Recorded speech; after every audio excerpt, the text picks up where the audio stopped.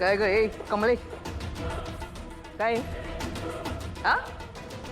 दादाला बाहेर फिरायला घेऊन जायचं कोणाची आयडिया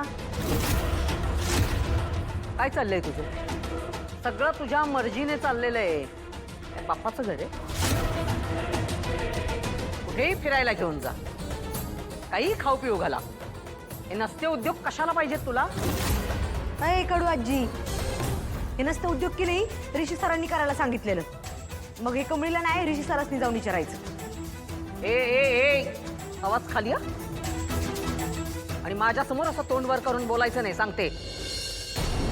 आजी मी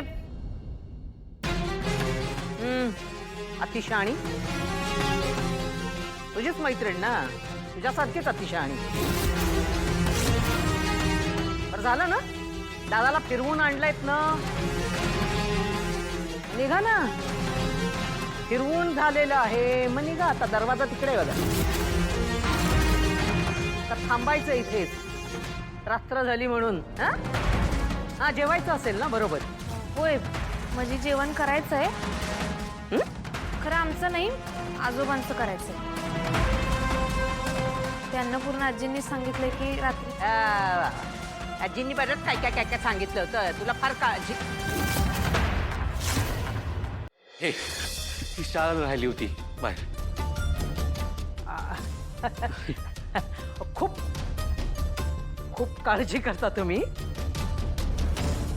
हे काय एवढी नोकर चाकर आहेत मी आहे त्यांची सून आहे मग आणखीन कशाला काय हवं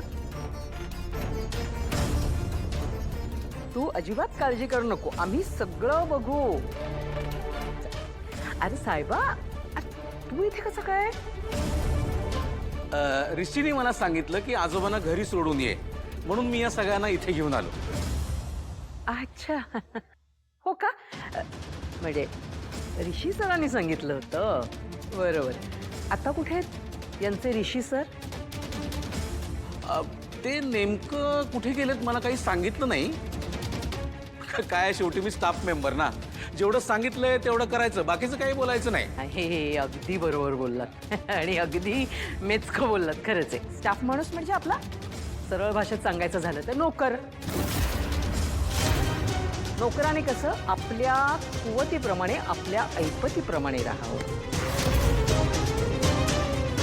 बरोबर ना कमळी